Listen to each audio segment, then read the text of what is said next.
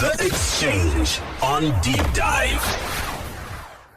This evening on The Exchange, we talk about the Road Traffic Accident Fund and what this is supposed to do. So we will be speaking to some stakeholders in the transport as well as the traffic safety space. We want to delve into all the issues. We also will have a representative from the Vehicle Inspectorate Department as we really dig deep into all these issues. Now, before we got into the program, I did share with you some statistics. The World Health Organization predicts that road traffic injuries will become the 5th leading cause of death globally by 2030. Now, a lot of you would have heard of the successes of our neighbors down south with their road accident fund. And so we want to talk about all that and ensure that safety is paramount. This evening, I am speaking, as I said, to a full panel of guests, and I'd like to welcome my guests into the conversation. In the studio, I am joined by Mr. Sango, Director at the Vehicle Inspectorate Department, as well as RMT. Mr. Sango, good evening and welcome to the program. Good evening and thank you. Thank you so much. We are also joined by legal advisor in the Ministry of Transport and Infrastructure Development, Ms. Chanduru. Good evening and welcome to the program. Thank you, Rumbi. Good evening, listeners. Thank you. We are also joined by, I think we need to get him a desk and maybe a bed in the back now because he's a regular. Mr. Munodawafa, he's of course Managing Director for the Traffic Safety Council of Zimbabwe. Mr. Munodawafa, it is a good evening and welcome once again. Good evening, Rumbi. Good evening, Zimbabwe. It's a cause worth fighting for. Absolutely. We will also be joined on the line by a representative from a passenger association. In fact, he is from the Limpopo Zambezi Transport Cooperative, who have launched a petition to start a road accident fund in Zimbabwe. They are self-funded cooperative. We've said, listen, we need something done here. But they've brought us here, so we want to start off. Let me start perhaps by ascertaining the position of the Ministry of Transport. Ruimbo, I'd like for you to come in here. What's the current status of legislation around the establishment of a road traffic accident fund? Okay, thank you, Rumbi. Let me just start by stating that the government does acknowledge the statistics as mentioned before, and go into stating that it is the role of government through the Ministry of Transport to formulate policy which in turn informs the enactment of legislation that is meant to deal with these issues. So the current status is that we do have legislation that creates institutions that form part of a traffic management system. Just to mention a few, the Vehicle Licensing and Registration Act, the Road Motor Transportation Act, the Road Traffic Act, and the Traffic Safety Act. So those are the pieces of legislation which form institutions such as the CVR, VID, the Traffic Safety Council of Zimbabwe, as well as the RMT. Indeed, thanks so much for that important background. So we've got all the right stakeholders in this conversation, it would seem, as guided there by Ms. Chanduru. Munodawafa, what role then will the Traffic Safety Council play in promoting road safety and reducing accidents, road carnage? You heard those statistics. Yeah. Well, thank you so much. The Traffic Safety Council's role is basically to educate, to promote education and awareness to the traveling public, and that includes drivers and non-drivers, and including pedestrians. That is why you see us in schools under the Catch Them Young campaigns. That's why at times you see us talking to the farmers under the livestock awareness, road safety campaigns. And at times you see us even at various shows, agricultural shows even, because the idea is to go where there are people. We have addressed the association of, National Association of Secondary Heads, National Association of Primary Heads. And just recently we were at Tinwald School. I think people will remember that there was that tragedy that took away lives, innocent lives from Tinwald High School. They have since launched a volleyball tournament, which they have dubbed the Seven Angels Tournament, where they commemorate and remember the dearly departed. And for this year, which is their third anniversary of their event, Traffic Safety Council took it upon itself to be part of that event, and we part-sponsored it. The understanding being that this is where most ATS schools or former Group A schools, that's where they take part. So we had 20 teams, and we went there because we knew that we're dealing with at least 15 new schools that we have never been in touch with. We spent the whole day there. Yes, there was a volleyball tournament, but we're also putting up our material. We're giving out. We had our TV screens there, and we're interacting with the schools. So that is basically the role that we play as Traffic Safety Council. Okay, thank you so much. I want to come to the VID and really understand, Mr. Sango, what sort of measures are going to be put in place to ensure that there is vehicle roadworthiness and also to reduce accidents? Thank you very much, Rumbi. I think you will agree with me that in the last few months, there's been a lot of effort to try and beef up legislation as it pertains to vehicle control speed, particularly as we deal with public service vehicles. When we deal with public service vehicles, these are the vehicles that carry goods and passengers for reward. First and foremost, I think Mr. Munodawafa and team, they've been here before, and I'm sure they dealt in their best with the issue of speed limiting and governing devices. That's a step in which we are now happily, we can say we are happily, progressively getting on with it.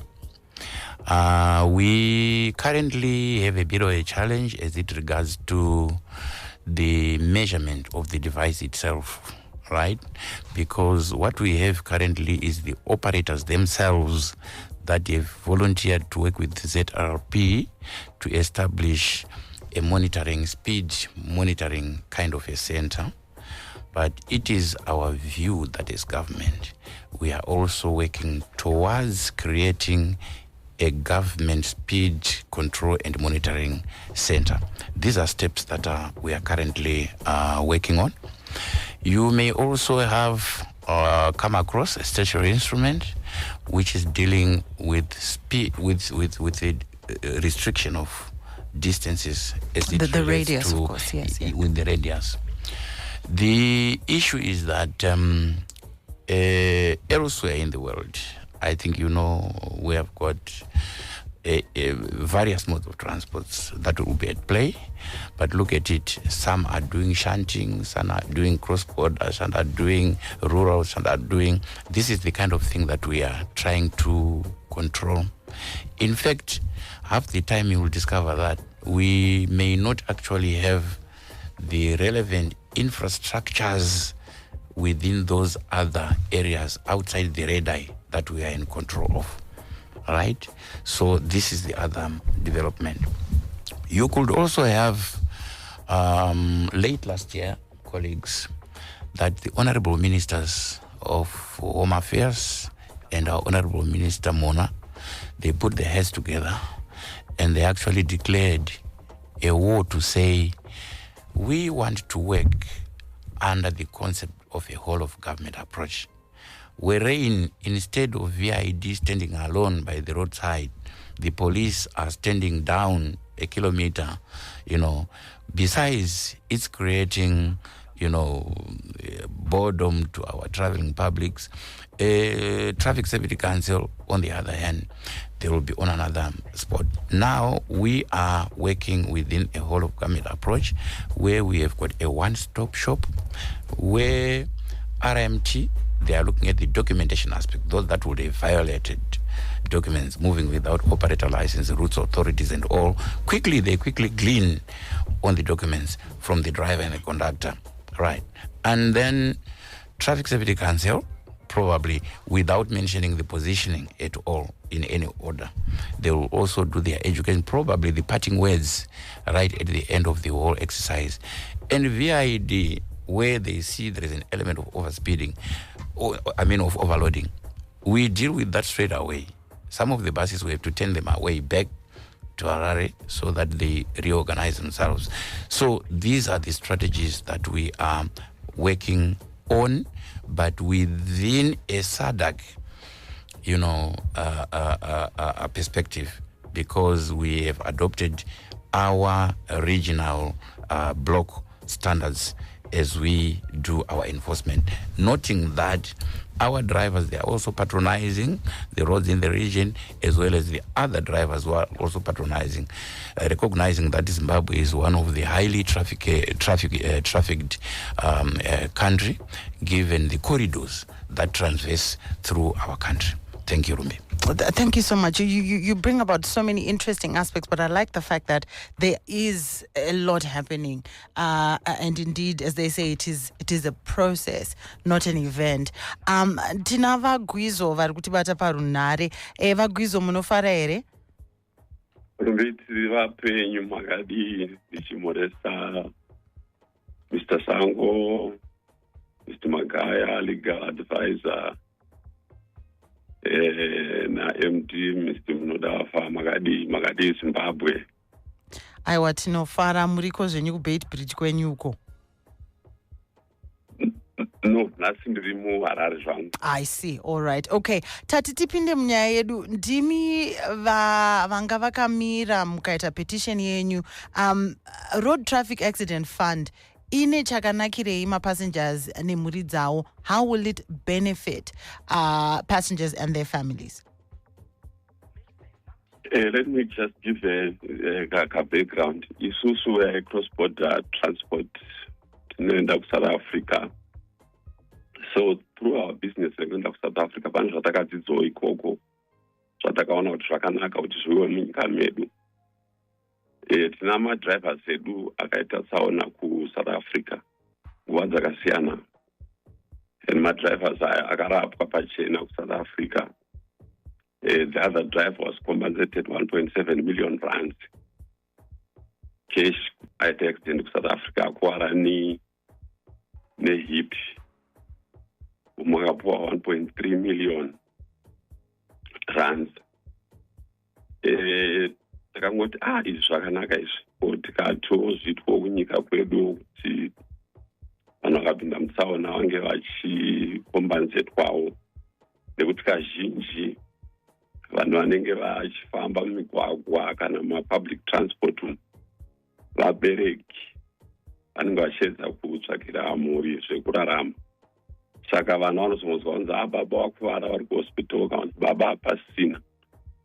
And kana tisino fund inokombanzeta yekuti mhuri iya iwane pekutangira, zvinobva zvanetsa. And tiri kuti middle income economy by 2030, mhuri iya inenge isina kuwanawo cheo iri, vabereki vafa, haikwanisi kuti inge middle income. Saka takati chiregedza takambonyora kuministry, ndipo patakazonyora petition kuParliament of Zimbabwe, ikatambirwa Parliament ikafarira programming. So hatina kunyatsonzwisisa payakazomirira manje kuti kochii chaakunetsa. Vamwe vamboti hanzi ifunding yekuti mari yobvepi yekuti project itange. But sezvo takaisa maproposals kuParliament ekuti ngatiwane mari kubva kufuel. Tomboti for example, Zimbabwe imports about 3.3 billion liters of fuel. Tikati every liter 20 cents, that's about 600 million US dollars mari inowanika kubva kufuel. Inenge ichienda kufund ikoko. Fund inenge ichimanaged negovernment. It's not us who is going to manage the fund. Fund inomanaged by the government. Sekumanage kwavanongoita usinara. Tine number of areas that I propose tomboti kuma number plate yakuita $500. Tongoti 100 enda kufund. Toti kuma spares, kuma tires, kujuti rezimotikari dziri kupinda because mota dziri kutopinda idzi ndo dziri kuuraya vanhu saka pajuti paya panofanira kuita something we propose kuti pajuti ipapa panofanira kupa something inokombenzeta vanhu vari kufara nekufa. Alright, vagwizo ndimbokubatai papapo. Tinavo muno ma-stakeholders, I think vanobatwa nezvakawanda zvamataura. So it would be interesting to come back into the studio and perhaps hear a response to some of those issues. How will the ministry ensure effective coordination between government agencies and stakeholders in the creation of this fund? He also talked about budget allocation and suggestions where money could be taken to pull together in this fund. Is this something practical? Is this the same wavelength that the ministry may be on? And how will all these measures be put in place to see a road traffic fund come to life?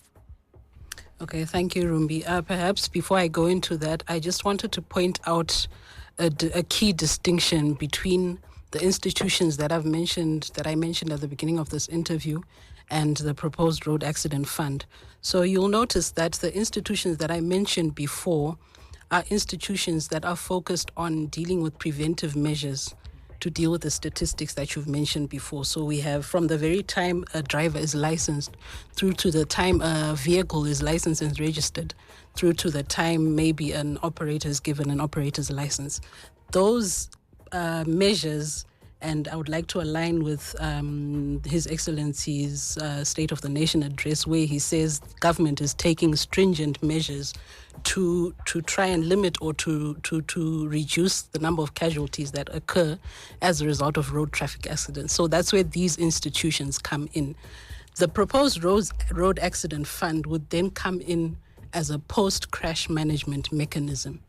So in the sense that, if I can give a practical example, an accident occurs, certain systems are supposed to automatically kick in.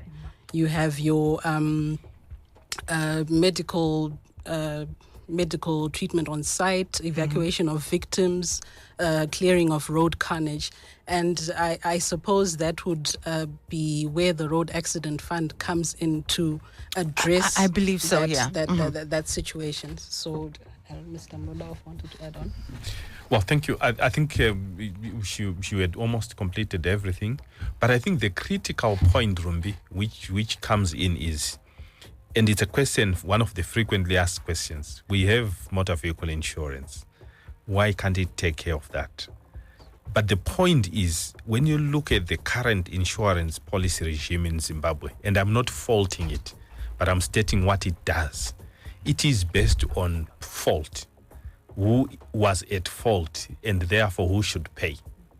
The road accident fund comes in to say the determination of fault probably takes 6 months because you have to go to court at times to determine who was wrong. But I have 10 people on the ground. They can't wait for 6 months. So the road accident fund, the key thing about it is it's a no-fault based arrangement. It doesn't matter who was wrong or right. In fact, it's not even about wrong or right. It simply says you have been involved in a road traffic accident. We take you to hospital. So the first thing is, who pays the medical bills? Who pays for the ambulance? The road accident fund should be able to do it. Who pays for the medical bills? Be taken to hospital and be admitted and stabilized of trauma and other things. If you have your own medical aid, fine, we can then transfer you to wherever you want to go. But in the meantime, someone is taken care of. So that is the gap that the road accident fund will come to fill. It doesn't replace necessarily any of the current schemes. It's simply filling a void which is there. And you can also have a situation where, for example, third-party insurance, by nature and definition, and by name, it covers the third party. In other words, the other person. You can have an accident where there is no third party. If somebody hits a tree, there's no third party involved. But still, the tree has feelings. I know. But still, people have to be treated. I hear you. That's where the fund comes in. So in that emergency gap. Yes. So in other words, are you saying that there is no need for a road traffic accident fund at the moment? Would the VID collaborate? How would the VID collaborate with a road traffic accident fund?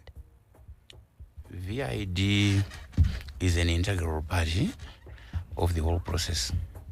Wherever an accident happens, there are players that certainly are party to attend to the scene. But certainly, the issues of evacuation that he is talking about and referring, they become a priority. What VID comes to do at the accident scene is probably when everybody else has left for emergency, what they call the golden hour, to make sure that the victims, the injured, they are taken care of through stabilization. VID then is a mandate and obligation, first and foremost. We are talking about the accident scene, to ensure that they get into the technicalities of the possible causes of the accident from a technical side. That gadget, speed, control, and limiting device, was it functional? So we are talking here about a compliance issue. But even before the aspect of an event or a crash or a fatality, we are there to take preventive measures to make sure that our operators, the public, they are compliant with the statutes, particularly those of the Road Traffic Act, the Roads Act, and all the other traffic-related, provisions. Vagwizo, hanzi kune insurance iri kokaresh road accident fund ichakwana papi mungapindura muchiti chipa papa that it's already catered for, and surely vanhu vanofana kunge vachifamba ukatora basa iroro, you take the risk, you should be protected. Yes, tikupanzwa kuti pane insurance yakaintroduced last year na Minister of Finance ndizvo. Insurance vangopa a blanket answer kuti tinyatsonzwise kuti insurance cover up to how much, kuti a loss of life, unatyoka makumbo, anoenda mutheater, hospitalization and all those things. Insurance cover kusvika papi imari, because I remember last time patakazotora petition kuparliament taiona kuti full third party insurance yaibhadhara 3,000 bond pamahospital bills, apa doctor pamwana aita 700 US. Saka ndopatakati third party insurance is not doing enough kubatsira vanenge vakwara pane zvatakaona kune dzimwe nyika. Saka takati road accident fund ikauya munyika medu inokwanisa kubatsira vanhu, nokuti dzimwe nguva pakaitika tsaona tinoona government inopindira through local government, government yakuisa coffin, yakuisa $200, but kana tine fund inokwanisa kubatsira pane zvinhu zvose izvozvo. Ndichidzoka muno mustudio, any responses to those sentiments, Munodawafa? Ndandichida kutobvumirana naVagwizo. Isusu titori kudivi rimwe chete. Tiri kuti hongu mainsurance aripo zvawo, but haasi kubata nyaya iripo yomunhu asati azikanwa akararapa, asingazikanwa unzi ane medical aid here, iye anotomboone pepa here, besides iye munhu wacho ari kungozvifambirwa. Saka tiri kubvumirana kuti road accident fund iri kudiwa. Uye ndingatotaura kuti isusu minister vedu, honorable minister Mona, ndo chimwe chezvinhu zvavari kutoti ini ndinotoziva kuti hapaperi mavhiki maviri vasina kutombondibvunza kuti mapepa edu ava papi. Saka nokuti pane zvinhu zvinenge zvichigadzirwa. Ivo vakatituma kuti tiite basa, handiti mambotaura nyaya yemaconsultations iyai. Ndo imwe yanga iri very important, because chinhu chakadai handiti muri kunzwa mashoko akanaka anobva kuna Vagwiza.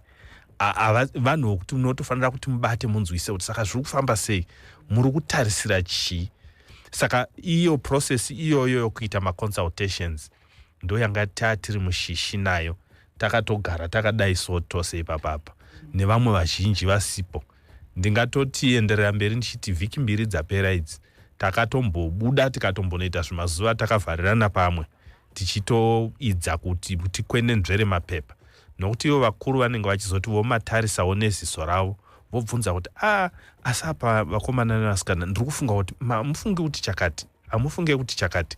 Saka mapepa ari kunyorwa but akuda kupera zvawo. Yes. Okay. That changes quite a lot, I think. if it is something that is in the works.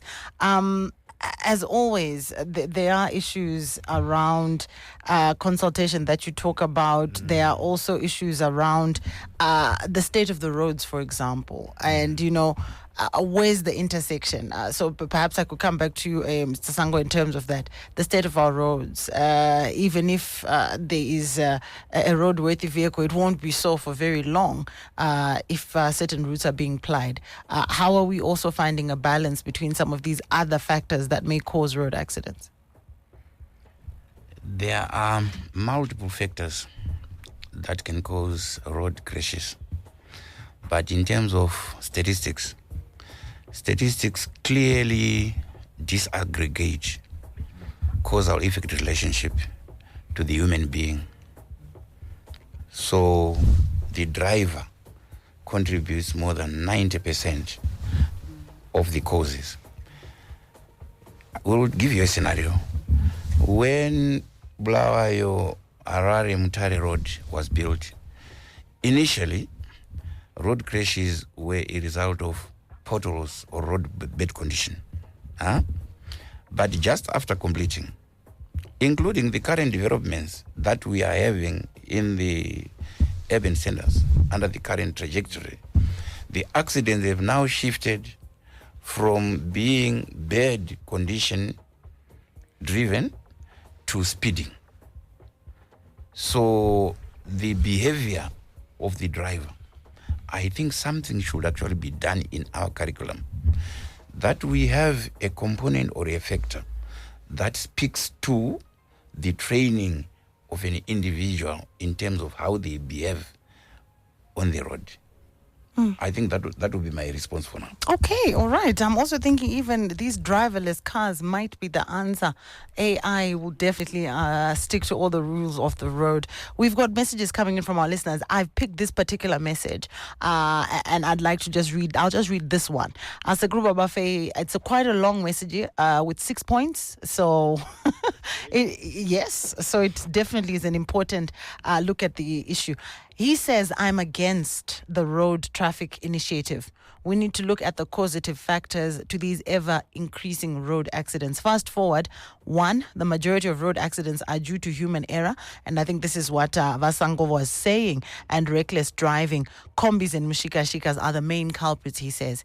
He says, secondly, primitive policies by both municipal police and ZRP traffic police, where excessive force is sometimes used, is not effective and is enforcing in the enforcement of road laws. Our road networks are now death traps. However, the Second Republic is trying its best to repair and maintain some of our roads, but more needs to be done. Some drivers are overworked. As a result, they suffer fatigue while behind the wheel. He also talks about rampant corruption at VID, where learners are being asked for bribes to pass a driver's license. Some get licenses without even going for their physical test. He says unroadworthy vehicles are on our roads. Strangely, they are not even intercepted. Then he says, my 15 billion ZIG question is, were citizens consulted over this new fund or its imposition? What mechanisms and measures are in place to make sure the fund, if approved, won't vanish from the vaults? So let me break these down. Perhaps what I pose to you are the questions around consultation. He also talks about accountability of how the funds will be used in the fund. Okay, thank you, Rumbi. Just to take you back to what Munodawafa said, we need to appreciate that this is a process that is ongoing, and consultations have been and are currently being done. So on that front, and as far as consultations are concerned, it's something that we prioritize and take seriously, especially when we're intending to create such an institution. And of course, aspects of transparency and accountability will obviously filter through as we progress with these consultations. Vasango, wanting to come to picking out, cherry picking the aspects around corruption at the VID, also the issue of unroadworthy vehicles perhaps stemming from this alleged corruption. What are your comments, and is something being done to alleviate some of these issues? Ruimbo, His Excellency has always been preaching about zero tolerance to corruption. And our Minister, Honorable Mona, has been standing very tall. He is a no-nonsense man. Wherever he hears, from whatever source, of any element or speck of corruption, and this ingrainment is now in all of us as his officials. Wherever there is an allegation of corruption, we straight away move in. We sometimes even engage those that are independent so that we are not seen to be conflicted. But half the time when these things come about, people are not coming forth. Or at the end of the day, people are acquitted. All the cases that we have dealt with this side of the year, I can tell you the investigations were carried out. Whether the people, because we now no longer understand, there is a value chain within the driver licensing and testing, processes. We begin with a student, a candidate at the driving school. They take them through. There are certain, levels of maturity, including the completion of the Green Book after the 20 or 30 lessons that we expect the student to have, fulfilled. These allegations sometimes, it becomes very, very difficult, especially when cases are brought about, genuinely or otherwise, that the driving instructor, school instructor, is being given an envelope for him to take to VID. I don't know. Things are not clearly coming out. But wherever we have got genuine cases, the ministry has been standing very tall to deal to these issues to acquittal. So evidence is important, if I'm picking out what Vasango is saying there. Sakakana mkage maitwa izvozvo, you need evidence beyond a reasonable doubt kuti zvinge zvizobuda zvakadaro kumakoti uko. Vagwizo, pane nhau iri kubuda panapa kuti drivers are overworked, munenge muchidriva uchiziva kuti you've been driving for hours. Where is the responsibility on the part of the driver?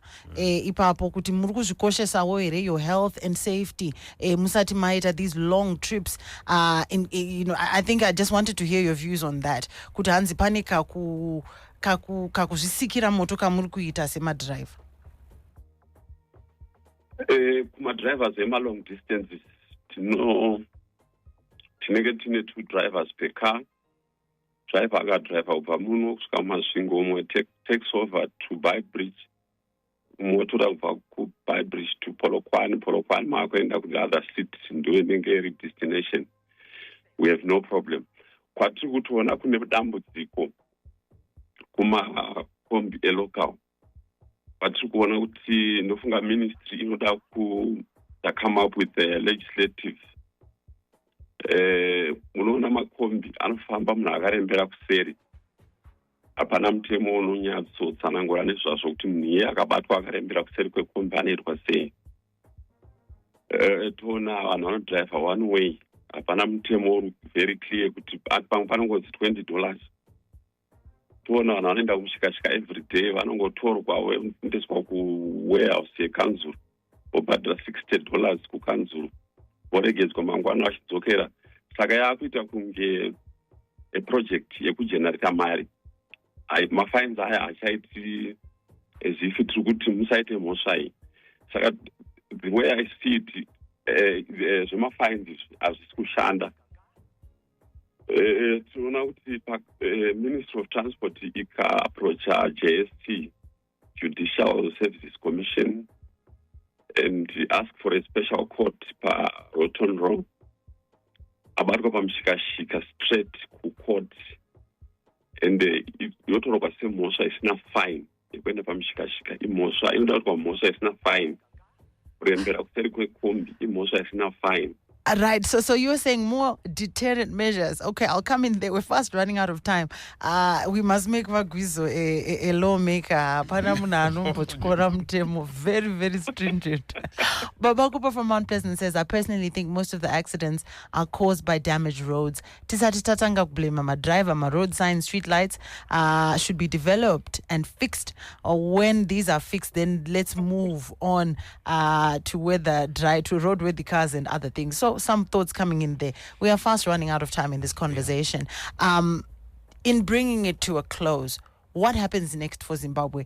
Munodawafa, you said there are things happening in the works. What does the future hold in terms of a road accident fund, and what can we expect? The future, the policy direction is very clear. We will be having a road accident fund. I think the issue is when it will become active.